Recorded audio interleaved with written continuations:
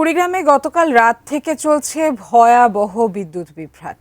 ঘন্টার পর ঘন্টা বিদ্যুৎ না থাকায় চরম ভোগান্তিতে পড়েছেন সাধারণ মানুষ। তবে বিদ্যুৎ বিভাগ বলছে চলমান তাপপ্রবাহের কারণে বিদ্যুতের চাহিদা বেড়ে যাওয়ায় গতকাল রাতে প্রায় 25% পর্যন্ত লোডশেডিং করতে হয়েছে। সার্বিক পরিস্থিতি জানতে কুড়িগ্রাম সদর উপজেলার পল্লী বিদ্যুৎ অফিস থেকে যুক্ত হচ্ছেন কুড়িগ্রাম প্রতিনিধি মনোয়ার হোসেন লিটন। লিটন, কুড়িগ্রামে ভয়াবহ বিদ্যুৎ বিভ্রাটের যে চিত্র সে বিষয়ে আমাদের জানাবেন। যেটা কুড়িগ্রামে গতকাল আমরা দেখেছি সারা রাত জুড়ে বিশেষ করে 2 ঘন্টা, 2.5 ঘন্টা, 3 ঘন্টা পর্যন্ত বিদ্যুতের লোডশেডিং ছিল। এতে করে চরম দুর্ভোগে পড়েছে শহরবাসী।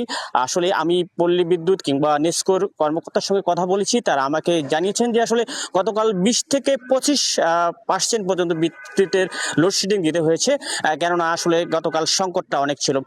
এই যে আসলে বিদ্যুতের চাহিদা এবং সংকট নিয়ে আমি তাদের সঙ্গে কথা বলেছি, তারা বলেছে এই বিদ্যুতের চাহিদা প্রতি ঘন্টায় তাদের কম বেশি হয়, অর্থাৎ এই যদি গরম বেশি হয় তখন আসলে চাহিদাটা অনেক বেড়ে যায়, এবং যদি বৃষ্টি হয় আবহাওয়া অনুকূলে থাকে তখন চাহিদা কিন্তু অনেকটাই কমে যায়। অর্থাৎ বিদ্যুতের এই চাহিদা একেবারে ঘন্টার পর ঘন্টা থেকে ঘন্টা পর্যন্ত কম বেশি করে আর কি।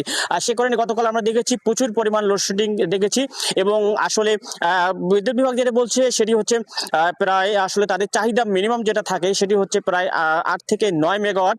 আর সেখানে তারা পেয়েছে, কিন্তু তাদের চাহিদা হচ্ছে 12.5 থেকে 13% পর্যন্ত মেগাওয়াট চাহিদা এই জেলা জুড়ে।